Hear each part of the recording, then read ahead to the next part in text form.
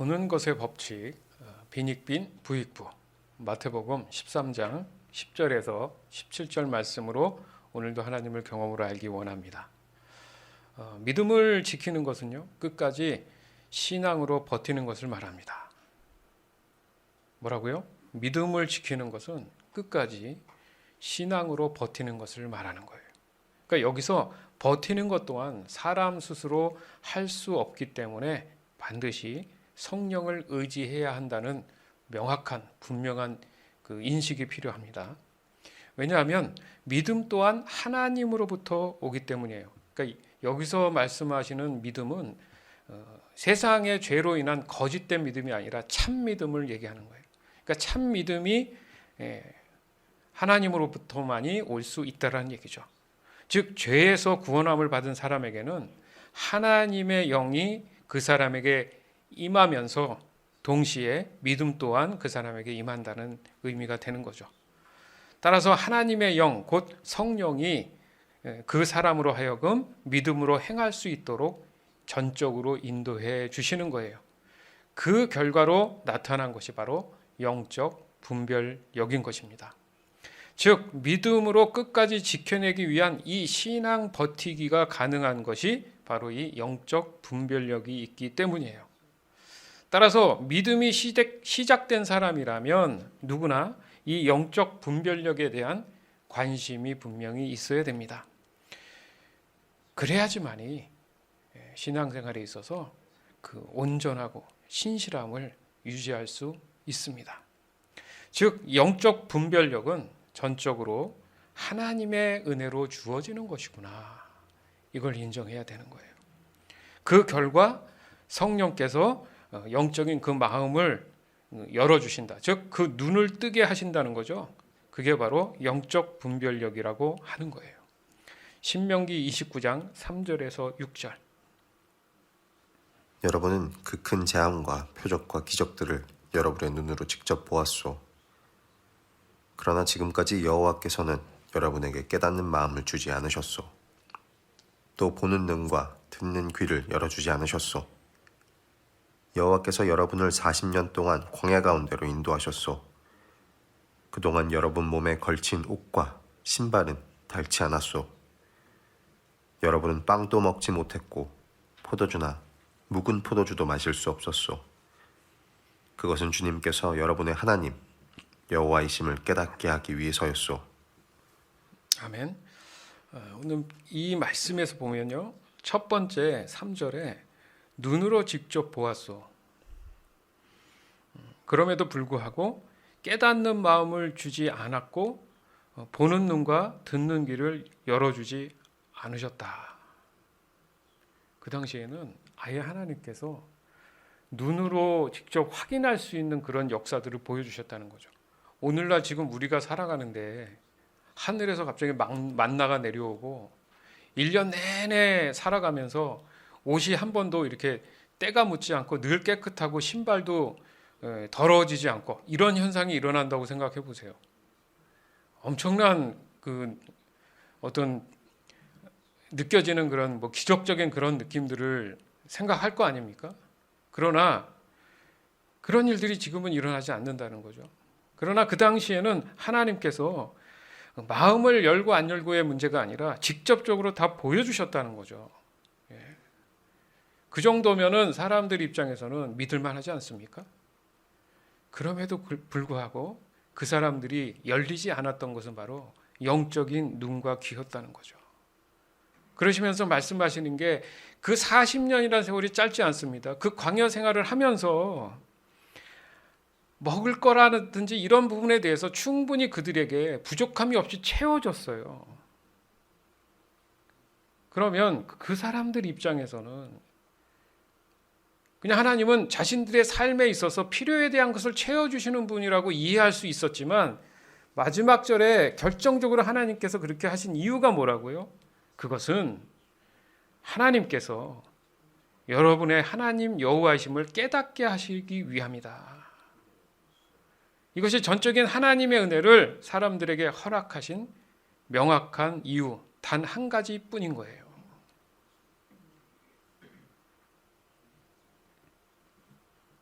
오늘의 우리에게도 적용할 수 있는 말씀이죠. 즉 하나님께서 저와 여러분의 하나님 되심을 깨닫게 하시기 위해서 여러분의 삶의 어떤 필요에 대한 부분들을 나타나 보여주시기를 원하시는데 그때와 지금은 좀 다르다는 거죠. 그러면 왜 하나님은 하나님 자신에 대해서 사람이 반드시 알고 깨달아야 하는 이 중요성을 자꾸 강조하실까? 하나님 입장에서 생각을 늘 하자고 했잖아요. 그죠? 구속사적 관점이라는 게 늘 하나님의 관점에서 우리가 말씀을 접하고 이해하려고 하면 더 쉽다고 분명히 여러 번 말씀드렸어요. 왜냐하면 하나님 입장에선 그렇지만 왜 그렇게 하셨는지 사람의 입장에서 생각해 보면 믿음을 가지는데 매우 중요한 출발점이 될 수 있기 때문에 그래요. 그러니까 그 동기부여죠. 가져야 될 이유, 명분이 생길 수 있는 출발점이 그렇다는 얘기예요. 또한 사람이 죄의 근원을 알아야 하는 이유가 거기 있기 때문이죠. 즉 사람은 하나님을 떠났습니다. 그래서 하나님을 완전히 잊은 채로 죄 가운데 살아가는, 그러니까 저주된 인생을 보낼 수밖에 없는 그 사실을 깨닫게 된다는 거예요. 누구를 알면, 하나님이 누구신지 알면. 그래야지만이 사람 자신이 어디서 왔는지, 또 어떻게 하면 이 저주에서 벗어나서 복됐던 원래의 모습으로 회복될 것인지에 대한 관심을 보이는 출발점이 되기 때문에 그런 거예요. 아, 내가 그런 존재였구나. 그렇지. 그러면 이제 내가 이렇게 고통스러운 삶에서 벗어날 수 있는 방법이 있다는 거네. 이게 관심이죠, 이제. 그럼 어떻게 하면 됩니까? 라고 질문하겠죠. 또 무엇을 하면 됩니까? 질문하겠죠.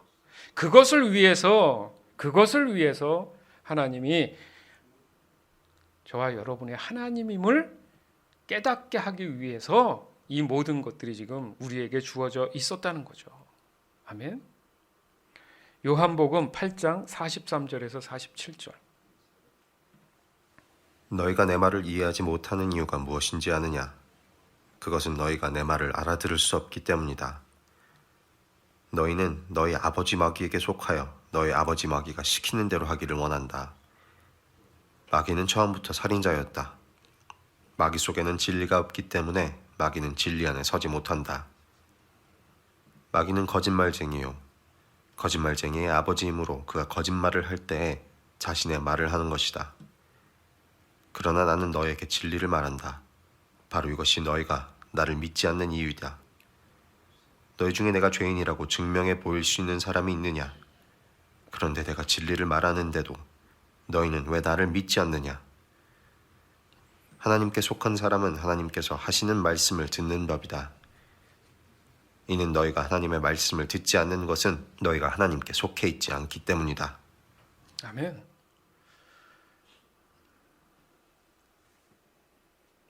이미 마귀에 속은 사람들은 마귀가 주는 생각이 진리예요. 그것이 진리이기 때문에 아무리 하나님의 진리를 말해도 도리어 하나님의 진리가 마귀 입장에서는 거짓이 된다는 거죠. 왜요? 모든 자들을 사망에 이르게 하기 위해서는 하나님의 말씀이 거짓이라고 해야지 자신들의 어떤 이야기들이 합리화되지 않겠습니까?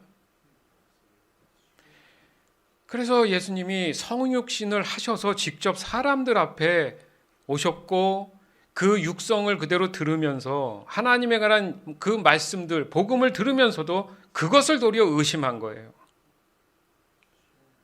그러니까 진리를 받아들이지 않으려는 그런 현상이 일어났다는 거죠. 그러니까 중요한 게 뭡니까? 마지막 절에 지금 읽었던 말씀 중에 보니까 하나님께 속한 사람은 하나님께서 하시는 말씀을 듣는 법이다. 그러니까 하나님 말씀을 듣지 않는다는 건 지금 하나님께 속해 있지 않은 상태인 거예요. 너희가 하나님 말씀을 듣지 않는 것은 너희가 하나님께 속해 있지 않기 때문이다. 뭐 놀라운 사실은 아닌데 당연한 거죠. 그런데 왜 우리에게 적용이 안 되느냐? 이 속함에 대한 문제에 대해서 심각성을 느끼지 못하는 거예요. 중간에 걸쳐 있는 사람은 상당히 많습니다. 그런 하나님 입장에서는 중간은 없어요. 중간이면 아닌 거예요. 믿음이라는 게 그런 겁니다. 진리의 믿음이 내 안에 오셨다는 것은 이미 100% 내가 하나님께 속한 거잖아요. 중간은 없어요. 그건 중간 자체가 바로 핑계고 거짓입니다. 그렇기 때문에 하나님께 속할 것인가 아니면 마귀에게 속할 것인가에 대한 이 분별에서 나타나는 우리가 늘 강조하는 수동적 자유의지가 바로 하나님의 은혜로 주어진 영적 분별력이라는 거죠. 그러니까 여기서도 깨달을 수 있는 것이 바로 하나님의 은혜에 대한 내용은 분명히 사람들 모두에게는 전부 다 기회를 주었다. 하나님께서 모두에게 그런 기회를 주셨지만 다만 사람에게 있는 이 수동적 자유의지가 정상적으로 발동이 돼야 되는 것이 참 중요한데 안타깝게도 모든 사람이 전부 다 하나님의 이 은혜는 다 받은 것 같은데 모든 사람이 다 이 수동적 자유의지로 믿음을 받아들이지는 못하는구나. 이 현실 속에 우리가 지금 살아가고 있는 거예요. 로마서 11장 5절에서 8절. 지금도 마찬가지입니다. 지금도 하나님의 은혜로 택함을 받은 남은 자들이 있습니다. 은혜로 하신 것이라면 그것은 행위에 의한 것이 아닙니다. 행위에 의한 것이라면 은혜는 더 이상 은혜가 되지 못할 것입니다. 그러면 무엇입니까? 이스라엘이 간절히 바라던 것을 이스라엘은 얻지 못하고 택함을 받은 자들이 얻었습니다. 반면 나머지 사람들은 마음이 완악해졌습니다. 성경에도 이렇게 기록되어 있습니다. 하나님께서 그들에게 혼미한 영을 주셔서 오늘날까지도 눈이 있어도 보지 못하고 귀가 있어도 듣지 못한다. 네. 그러니까 어떻게 보면 그 하나님의 은혜로 택함 받은 남은 자라고 얘기하니까 구원받을 사람들을 이미 선택해 놓았다 이렇게도 보일 수 있는데 지금 그런 것에 대한 말씀이 아니라 여기서 중요한 것은 사람들이 생각하기를 사람의 어떤 행위를 통해서 하나님의 은혜가 주어진다 이런 부분에 대해서 확신을 갖는 경우가 상당히 많다라는 거죠. 그러나 분명히 말씀하시는 것은 행위에 의한 것이라면 은혜는 더 이상 은혜가 될 수 없다. 맞죠? 은혜는 거저 주시는 거예요. 그냥 공짜. 근데 누군가가 여러분에게 어마어마한 것을 공짜로 준다고 했을 때 모르는 사람인데 의심 안 합니까? 의심하잖아요. 그렇죠? 그래서 뭔가 바라는 게 있지 않나 뭐 이런 생각 하지 않습니까? 근데 하나님의 이 어마어마한 은혜라는 것은 이 세상에 어떤 것도 바꿀 수 없는 사람이 죽을 수밖에 없는 것을 하나님께서 영원한 삶으로 옮겨주시는 거예요. 사망에서 생명으로. 이것같이 더 큰 은혜가 어디 있습니까? 그러나 하나님은 바라고 사람들에게 원하는 게 없어요. 그러니까 죄에서 생각하는 눈에 보고 듣는 것에서 나오는 그런 판단에서의 어떤 바라봄과 전적인 하나님 말씀 안에서 은혜를 이야기하고 성령 안에서 이야기하는 이 바라봄은 완전히 다른 문제라는 거죠. 즉 좀 전에 말씀처럼 이 이스라엘 사람들이 간절히 원하는 게 있었나 보죠. 그리고 하나님이 원하시는 게 분명히 있었다는 거죠. 거기에서 그 사람이 갖는 결과적인 결말적인 그런 내용에서 하나님이 다른 결말이 올 것이라는 그런 말씀을 지금 증거로 하시는 거예요. 즉 전적인 하나님의 은혜를 깨닫는 사람만이 바로 참 믿음, 진짜 믿음이 들어가는 거고 거기에 영적인 분별력이 주어지는 겁니다. 따라서 마귀에 속한 사람은 어떻게 된다고요? 볼 수도 없고 들을 수도 없는 것이 당연하다. 혼미한 영. 혼미하다는 게 뭐예요? 잘 안 보인다는 거잖아요. 그런 느낌의, 그러니까 하나님의 진리를 볼 수 없는, 그러니까 여러분 복음이라는 게 막 흔해가지고 밖에 나가면 무슨 잡초 자라듯이 막 이렇게 흔하게 있는 그런 의미로 돼 있다면은 하나님 은혜가 거저니까 아무나 그냥 다 받으면 그게 귀하겠습니까? 그 귀하지 않다는 거죠. 소중히 여기지 않는다는 거죠. 그러니까 깨닫고 볼 수 있는 사람만이 볼 수 있고 들을 수 있는 사람만이 들을 수 있다라는 그런 전제가 있는데, 이것을 우리가 명확히 해야 되는 것은 온전히 전적인 하나님의 은혜 가운데 된다라는 것을 내가 반드시 깨닫고 짚고 넘어가 줘야 된다는 거죠. 근데 우리의 육신의 생각에는 자꾸 나의 의도가 뭔가 있어야 된다는 생각을 떨치질 못해요. 그러니까 신앙의 성장과 성숙이라는 게 이걸 떨쳐내는 작업인 거예요. 내가 그것을 떨쳐내면 떨쳐낼수록 하나님의 진리가 더 커지는 겁니다. 사람이 나이 들수록 늙어서 그죠? 점점 쇠약해지는데, 말씀처럼 하나님의 말씀을 따라 성령이 충만한 사람들은 영적으로 어린아이였던 사람이 더 이제 나이 들어 늙을수록 더 젊어지고 더 성장하고 건강해진다는 그런 의미로 말씀하시는 경우가 있단 말이죠. 완전히 다른 거예요, 이게. 따라서 마귀에 속한 사람은 볼 수도 들을 수도 없는 것이다. 그러니까 여기서 우리가 생각해 볼 수 있는 것이, 이미 죄에 속한 것과 진리에 속한 것에 대해서 수많은 시간 동안 우리가 어떻게 보면 반복해서 묵상하고 나누고 그렇지 않았습니까? 그런 지금을 살아가는 우리로서 어떻게 보면 어렵지 않게 이 수동적 자유의지에 순종할 수도 있음에도 불구하고 여전히 많은 사람들은 아직도 거짓된 것을 더 믿고 따르는 경우가 많다라는 거죠.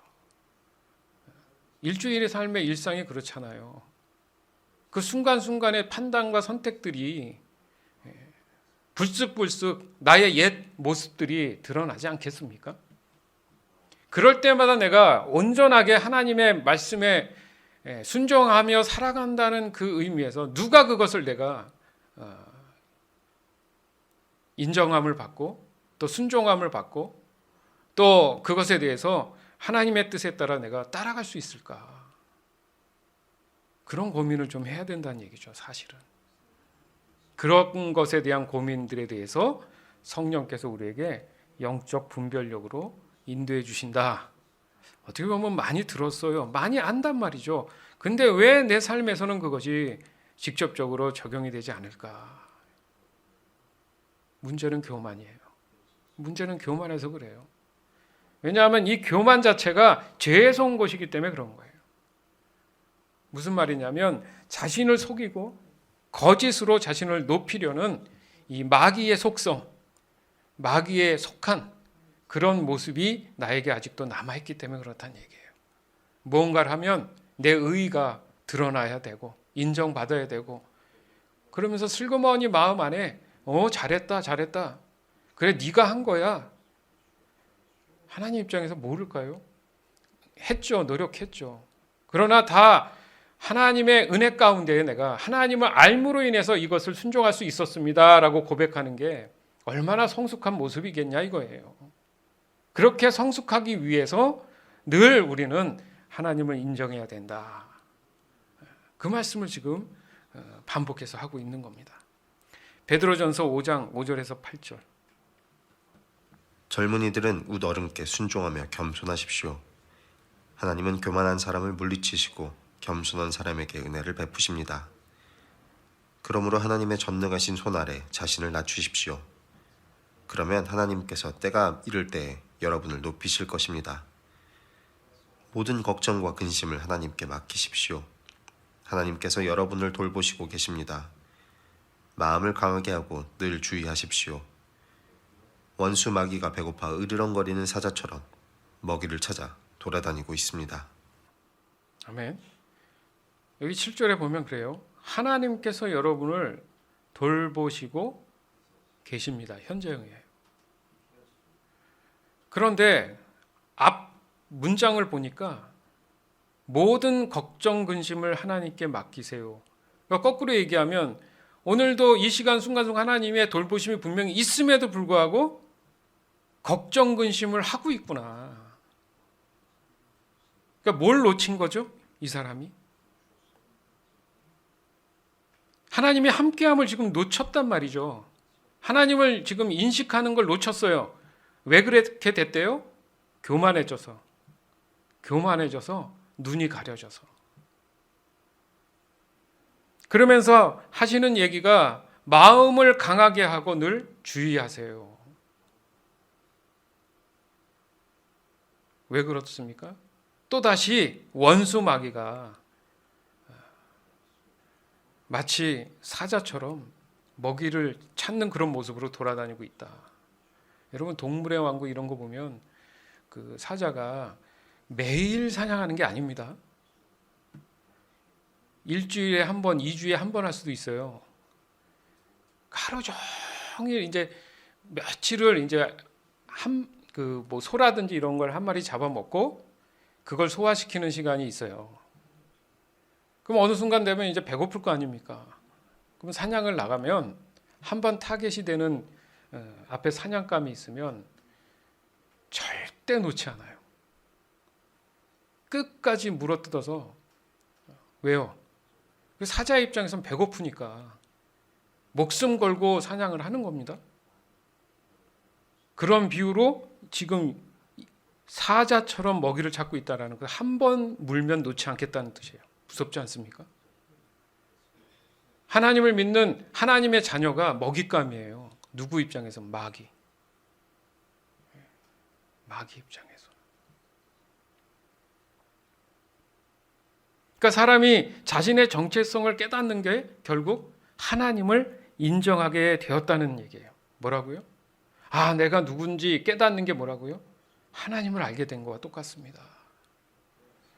그 결과 하나님의 은혜가 주어진다고 볼 수 있다라는 거죠. 그리고 그런 사람에게는 언제나 영적 분별력으로 늘 신앙을 버텨내게 된다는 겁니다. 그렇기 때문에 다시 한번 말씀드리지만 모든 걱정과 근심을 하나님께 맡길 수 있는 거예요. 그러니까 맡길 수 없다라는 건 하나님을 인정 안 한다는 얘기잖아요. 그럼 내 신앙이 하나님께 뭔가 인정하지 않기 때문에 하나님께 기도를 해도 의심하는 거예요. 근데 분명히 성경 말씀은 모든 걱정과 근심을 하나님께 맡기라고 하는데 열심히 기도하고 뭐 속 후련하다고 얘기하면서까지도 하나님께 다 얘기했다고 하면서 다 맡긴 것처럼 가는데 교회 밖을 딱 나간다든가 기도가 끝나고 나서 돌아서면 다시 맡겼던 것을 다시 다 가지고 나간다는 얘기도 있는 거죠. 그건 하나님을 의심하는 거잖아요. 우리가 믿음을 말할 때나 신앙을 말할 때 그래서 언제나 성숙 성장을 얘기합니다. 무슨 말이냐면 처음 연약했던 그 믿음으로 경험한 하나님의 은혜가 시간이 갈수록 점점 더 깊어지면서 영적 분별력 또한 더욱 성장, 성숙해 가야 된다는 것입니다. 그래야지만이 실제 삶에서 다가오는 그 압박감, 그 규모가 커지더라도 다 그것이 감당이 될 수 있다는 얘기예요. 그래서 오늘 말씀을 통해서 다시 한번 확인되는 게 영적인 눈을 가지는 이 문제에 있어서 하나님의 은혜를 깨닫고 또 하나님을 인정하고 경험으로 알게 되는 그 결과가 바로 영적인 다림줄을 볼 수 있는 눈을 갖게 되는구나. 바로 이게 보이는 것의 법칙이에요. 진짜 볼 것을 봐야 된다는 얘기죠. 그러니까 볼 수 있는 방법을 얘기하는 거예요. 마치 망원경의 초점이 처음에는 이렇게 딱 보면 흐릿흐릿하잖아요. 안 맞춰져서. 근데 조금씩 이렇게도 해보고 저렇게도 본다는 그 순종의 의미에서 그게 점점 좀 조정이 돼서 어느 순간 선명하고 명확하게 보이는 것. 이것이 곧 믿음의 성숙, 성장이라고 할 수 있는 겁니다. 마태복음 13장 11절에서 15절. 예수님께서 대답하셨습니다. 너희들에게 하늘나라의 비밀을 아는 것이 허락되었으나 다른 사람에게는 그렇지 않다. 가진 사람은 더 많은 것이 주어져 풍부해질 것이다. 그러나 가진 것이 없는 사람은 있는 것마저 빼앗길 것이다. 그래서 내가 비유로 사람들에게 말한다. 그들은 보아도 보지 못하고 들어도 듣지 못하고 이해하지도 못한다. 따라서 이사야의 예언이 이 사람들에게 이루어지는 것이다. 너희는 들어도 깨닫지 못할 것이고 보아도 알아보지 못할 것이다. 이 백성들의 마음이 둔해졌고 귀는 듣지 못하고 눈은 감겨 있다. 그들이 눈으로 보고 귀로 듣고 마음으로 깨닫고 돌아와 내가 그들을 고치는 일이 없게 하려 함이다. 아멘. 상당히 그 냉정한 얘기일 수 있는 거예요. 예. 이게 지금 우리가 말씀은 보면 볼수록 더 정확하게 뚜렷하고 명확한 게 있는데 그건 하나님의 공의에 대한 부분이에요. 무서울 정도로 하나님께서는 분명하게 명확하게 갈라놓으시는 게 있는데 그게 죄에 대한 겁니다. 불순종에 대한 거예요. 그건 하나님은 절대 어떤 것도 타협하시지 않아요. 근데 사람들이 인본적으로 생각합니다. 하나님의 사랑에 대해서 모든 걸 다 포용해야 된다는 잘못된 생각을 자꾸 심어주는 거예요. 그러나 그리스도인이면 그리스도인답게 정확하게 아니면 아니라고 해야 되는 거예요. 우리가 늘 하는 말씀 중에 하나가 있죠. 어떤 사람이 강도를 만나서 이제 죽을 지경이 됐을 때 지나가는 사람들이 있죠. 레위인도 있었고 뭐 이렇게 무슨 말입니까? 실제적으로는 종교적으로는 하나님을 따른다고 하는 사람들이 무시하고 다 지나갔는데 그 당시에 배척됐던 사마리아 사람이 지나가면서 그 사람을 돕습니다. 끝까지 돕습니다. 그러면서 그 사람이 바로 진짜 너의 이웃이다. 왜요? 제자들이 물어봤어요. 그러면 참 이웃이 누굽니까? 여러분, 이웃이 누구예요? 옆집에 살면 이웃인 것 같습니까? 좀 말씀을 깊이 묵상해 보세요. 진짜 이웃이 누군가? 하나님에 속한 사람들이 여러분의 이웃인 거예요. 믿지도 않고 개판 5분 전으로 사는 사람이 이웃이 아니고 내 영적인 참 이웃들은 하나님에 속한 사람들이 이웃인 거예요. 그렇기 때문에 말씀 가운데에는 하나님의 사람, 복된 사람은 악인의 길을 쫓지도 않고 그 자리에 있지도 않고 그들과 그 자리에 있는 것에서 떠난다. 이런 말씀이 그래서 있는 거예요. 섞여서 마치 자기가 예수님이 돼서 빛과 소금이 돼야지 어리석은 거예요. 그렇지 않아요. 하나님에 속한 사람들, 하나님을 인정한 사람들이 이웃인 거예요. 명확히 구분을 해야 되는 거예요. 그러면 그 외 사람들은 다 원수기 때문에 다 죽여야 되느냐? 그 얘기가 아니잖아요. 그렇기 때문에 복음을 전해야 된다는 얘기를 하는 거예요. 그들은 복음의 대상인 거예요. 하나님의 사랑의 대상인 거죠. 왜요? 누구와 함께? 이웃과 함께 그들을 복음화시켜야 되는 거예요. 교회 안의 지체들이 다 이웃인 거죠. 아멘? 그들을 싫어하고 미워하라는 얘기가 아니잖아요. 복음은 그러면 의미가 없죠. 그들로 하여금 하나님을 알게 하는 일을 이웃과 함께 하라는 의미잖아요. 그런데 강도 맞은 그 사람을 다 무시하고 앞에 지나갔던 사람들이 분명히 이웃이 돼야 되는데 이웃이 그런 짓을 하고 있다는 얘기죠. 어려움을 보면서도 무시하고 넘어간다는 얘기죠. 그래서는 안 된다는 얘기죠. 말씀을 정확히 깊이 알아야 되는 거예요. 그래서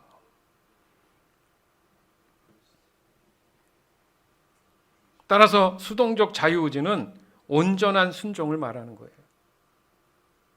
뭐라고요? 수동적 자유의지는 온전한 순종을 말합니다.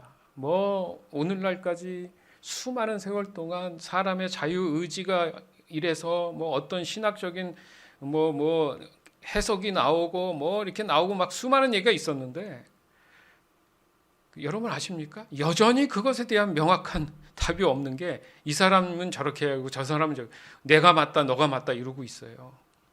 그런데 조금 더 우리가 단순하게 하나님의 입장에서 보면 길을 다 알려주셨잖아요. 지금 성경을 보면 어떻게 하는 게 진리를 따르고 복된 길이라는 걸 모르는 상태면 내가 내 자유의지에서 선택을 한다는 건 맞지만 이미 답을 다 알려줬습니다. 그러면 그냥 그 답이기 때문에 따라가면 되는 건데 거기에 뭘 또 자유의지가 다시 한번 내가 선택에 대한 걸 고민합니까? 그래서 붙인 게 수동적 자유의지인 거예요. 왜요? 사람은 죄를 가지고 사는 이상은 선한 것을 내가 택해갈 수가 없어요. 마치 선한 게 있더라도 타협하죠. 그리고 그 이유에 대해서 얘기하는 게 사람이에요. 즉 끝까지 성령의 인도하심을 따라서 영적 분별력으로 신실한 순종이 일어날 때 믿음의 성장, 성숙이 일어나는 겁니다. 동시에 신앙 또한 깊어지는 거예요. 우리가 잘 아는 자본주의라는 거 있죠. 여러분 많이 들어봤어요. 자본주의의 대표적인, 그러니까 병폐면 병폐고 풀리지 않는 문제가 빈익빈 부익부입니다. 그래서 그것을 말은 안 해도 자연스러운 현상으로 다 그냥 여겨지고 받아들이고 있어요. 그렇지만 일각에서 한편으로 전문적으로 이것을 고민하는 사람들이 있죠. 그러니까 사회적으로 많은 사람들이 이것에 대해서 갈등하고 고민을 하고 있지만 오늘날 지금 이 순간까지도 사실은 그 똑똑한 사람들도 명쾌한 답을 제시하지 못해요. 왜요? 도리어 그것에 대해서 얘기하고 고민하는 사람들조차도 먹고 살아야 되니까. 그렇지 않습니까? 그런데 하늘나라에 속해 있는 그런 사람과 아닌 사람에 대한 문제에도 뭔가 이 빈익빈 부익부가 약간 동일한 모습을 갖고 있다는 얘기죠. 즉 어떻게 보면 겉모양이 좀 같아 보여도 바로 이 죄에 속해서 세상에서 말하는 이 빈익빈 부익부와 빗대어서 하나님의 나라는 그런 빈익빈 부익부가 존재하지 않잖아요. 그런데 왜 이 말씀을 하시느냐? 하나님 나라 관점에서 이해를 할 때 보면 하나님의 나라에 속한 사람들이 살아가야 할 여전히 아직도 세상에 주어진 시간들이 지금 있지 않습니까? 그동안 그러면 어떻게 살 것이냐 이거예요.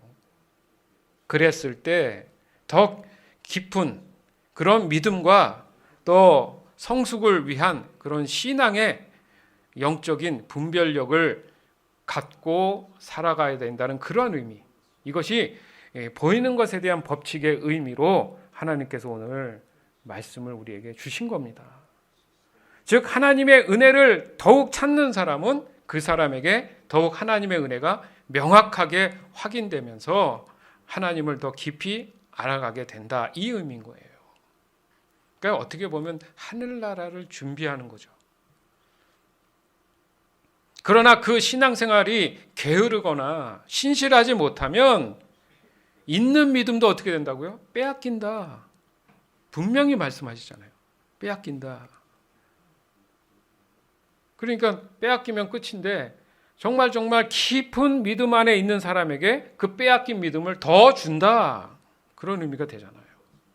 좀 전에 이건 말씀뿐 아니라 지금 이제 마태복음 25장 26절에서 30절에도 동일한 말씀을 하십니다. 주인이 대답했다. 이 약하고 게으른 종아, 너는 내가 심지도 않은 데서 거두어들이고 씨 뿌리지 않은 곳에서 거두어들인다고 생각했느냐? 그렇다면 너는 내 돈을 은행에 넣어두었어야 했다. 그러면 내가 다시 돌아왔을 때 이자와 함께 내 돈을 돌려받았을 것이다. 저 종에게서 돈을 빼앗아 10달란트 가진 종에게 주어라. 가진 사람은 더 많이 받아 풍성하게 될 것이고 없는 사람은 있는 것마저 빼앗길 것이다. 저 쓸모없는 종을 바깥 어두운 곳에 던져라. 거기서 슬피 울고 고통스럽게 이를 갈 것이다. 아멘. 그러니까 중요한 핵심이 뭐냐면 보세요.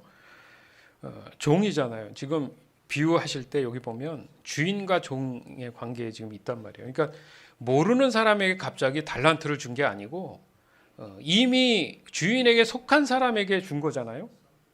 그죠? 그 개념이 있는 거예요. 그러니까 달란트가 사람들의 개념에서는 그래요. 야, 이 사람은 조금 받았고 저 사람은 많이 받았네. 자꾸 이렇게 계산적으로 가는데 하나님 입장에서는 지금 이런 달란트 양을 얘기하는 것보다는 어떻게 보면 믿음의 양일 수도 있는데 중요한 핵심이 그게 아니잖아요, 지금. 왜냐하면 마지막 절에 보면 저 쓸모없는 종이 돼버린 거죠, 어떤 사람은. 그러니까 하나님 입장에서 쓸모있는 가치에 대한 삶을 살아가는 사람이 바로 믿음이 성장 성숙하는 사람이잖아요. 달란트 비유 자체가 주었으면 그것에 대해서 어떻게든 지키고 또 최선을 다하는 어떤 의미가 있잖아요. 그럼 뭔가 결과적으로 남는 뭔가가 있다라는 그런 생각이 드는데 이 한 달란트 받은 사람은 그렇지 않다는 얘기죠. 근데 똑똑한 척을 합니다. 맞죠? 요걸 잘 땅속에 묻어놨다가 주인이 오면 그대로 주면 아주 합리적이죠. 맞는 얘기 같죠. 근데 하나님 입장에서는 뭐라 그럽니까? 이 주인을 빗대서 말씀하신 하나님 입장에서 믿음에 대한 성장이 없는 사람은 저 쓸모없는 종이 되는 거예요. 가치가 없는 사람이 되는 거죠. 왜요? 하나님 말씀을 올바로 깨닫지 못하고 눈과 귀가 닫혀 있었기 때문에 임의로 자기의 생각대로 그것을 판단했기 때문에, 그리고 핑계 대잖아요. 바깥 어두운 곳에 던져버린다. 그러니까 하나님의 속한 사람이었지만 어떻게 된다고요? 세상 죄 가운데 그냥 던져버리신다. 굉장히 냉정한 거 아닙니까? 여러분, 이렇게 좀 뭔가 냉철함이 있어야 되는 거예요. 두리뭉실하면 안 돼요. 신앙은, 믿음은 두리뭉실한 게 없어요. 명확해야 됩니다. 하나님은 그걸 보시는 거예요. 다시 정리하자면은 이 보이는 것의 법칙에서 나타나는 영적 분별력에 대한 빈익빈 부익부 이 현상은 하나님의 자녀가 된 것이라 할지라도 마음이 둔해졌고 귀는 듣지 못하고 눈은 감겨져 있을 수 있구나. 이거 명심하십시오. 그냥 하루하루 내가 뭔가 신앙생활 잘하는 것 같아도 내 마음이 둔해지고 귀도 닫혀 있고 눈도 감겨져 있을 수 있어요. 왜? 과거를 가지고 내가 지금 살면 잘하고 있다고 착각합니다. 왜요? 했던 게 있기 때문에 난 하고 있겠지라고 생각하는데 그건 오산이에요. 늘 말씀드리지만 믿음에 관한 신앙은 현재형이에요. 항상 현재형이에요. 현재 내가 지금 하나님과의 관계가 온전한 것인가가 중요한 겁니다. 그 결과 어떻습니까? 하나님의 공의에 대한 측면에서 보면 하나님의 은혜를 끝까지 믿음으로 사모하고 순종하는 그런 사람에게는 더 많은 것이 주어지고 그래서 풍성해진다. 그러나 하나님의 은혜를 무시하고 불순종하는 사람은 조금이라도 가졌던 그 믿음이 만약에 있었다, 즉 하나님의 은혜가 있었다 하더라도 빼앗긴다. 그럼 빼앗긴 것으로 끝나느냐? 하나님의 은혜를 많이 누리고 있는 사람에게 도리에게 덤으로 얹어주신다. 여러분, 어느 쪽에 속하실 겁니까? 그냥 굳이 말 안 해도 여러분이 이성적으로 판단을 해도 어느 것이 더 나을 것이라고는 알고 있잖아요. 그런데 그런 삶을 살고 있습니까? 아니면 마냥 맨날 하나님을 신뢰하지 못해서 그 근심 걱정을 끊임없이 달고 살아가고 있습니까? 그게 지금 우리에게는 큰 도전을 받아야 될 부분들이라는 거죠. 왜냐하면 생각해 보세요. 세상에서 말하는 이 자본주의는 어떻게든 다른 사람들을 속여서라도 자신들의 어떤 탐욕을 채워나가는 것에 혈안이 돼 있어요.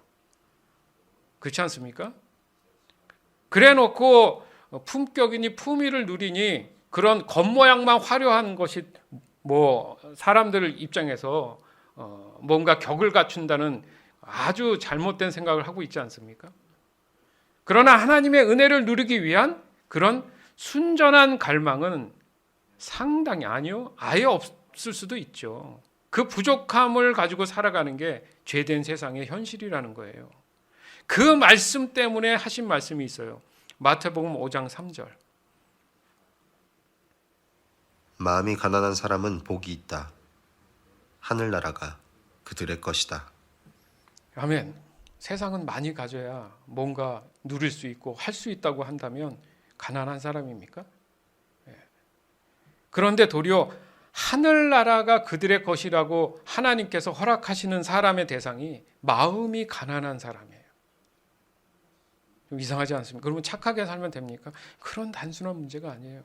왜요? 오늘 본문 11절에도 말씀하시는 것이 하늘나라의 비밀에 대한 비유로 얘기하셨다.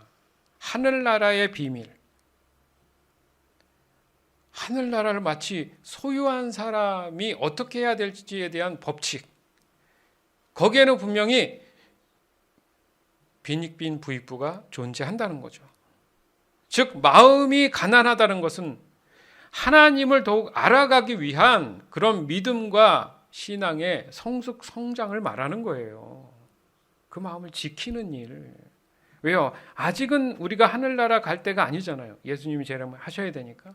그러기 위한 내 삶이 하나님 앞에 더욱더 마음이 가난한, 그러니까 가난함이 없다는 게 아니라 내려놓고 겸손하고 하나님을 인정하고, 아까도 말씀드렸잖아요. 세월이 갈수록 영적인 것이 더 건강해지고 더 또렷해지는 그런, 그러니까 육은 피폐해져도 거꾸로 생각하면 된다는 거지 않습니까? 즉 하늘나라의 하나님과 함께할 때 모든 것을 누릴 수 있는 그 자유가 이제 주어질 그 시간이 온다는 얘기잖아요. 그러면 뭐가 생각납니까? 마치 사람이 처음 창조됐을 때 에덴 동산에서 모든 것을 누리던 그 상황이 생각이 날 수밖에 없는 거죠. 그러나 거짓의 영은 하늘나라가 마치 이 지상에도, 이 땅에서도, 육신에서도 존재하는 듯 세상의 모든 것을 소유하는 것이 진리라고 지속적으로 지금 사람을 속이고 있다는 거죠. 그러면서 거짓된 법칙에서 파생돼서 나온 것이 바로 세상의 자본주의입니다.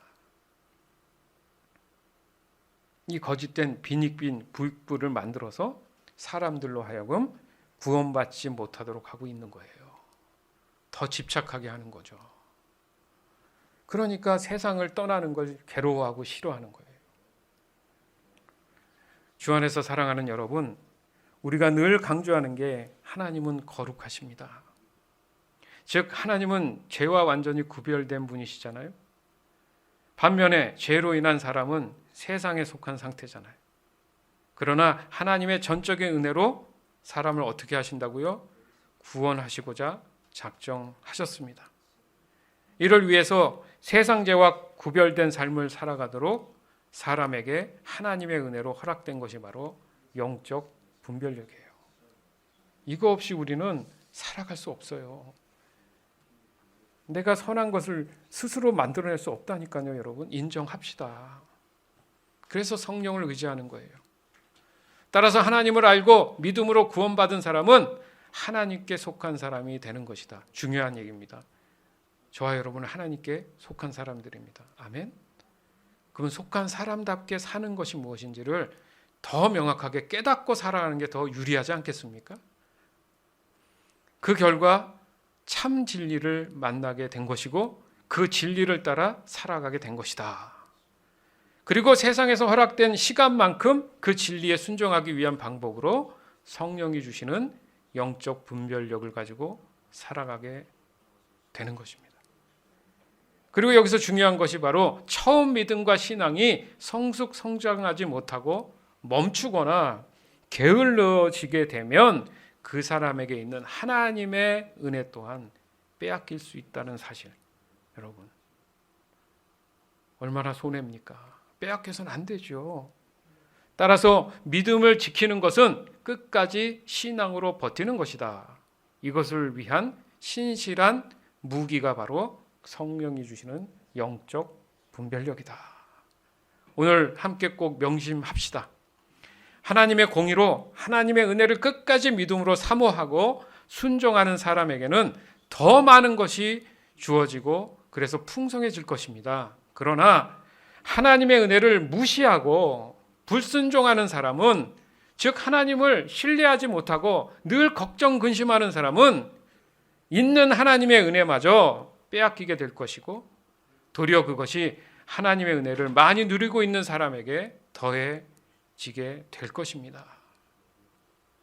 따라서 하나님의 은혜가 점점 더 깊어지면 깊어질수록 영적 분별력 또한 더 성장하는 그 모습으로 주어진 여러분의 삶 가운데에 실제적으로 적용하면서 살아가는 저와 여러분이 되기를 오늘 이 시간 주 예수 그리스도의 이름으로 간절히 축원합니다. 아멘. 마태복음 13장 16절. 그러나 너희 눈은 보고 있으니 복되다. 너희 귀는 듣고 있으니 복되다. 아멘.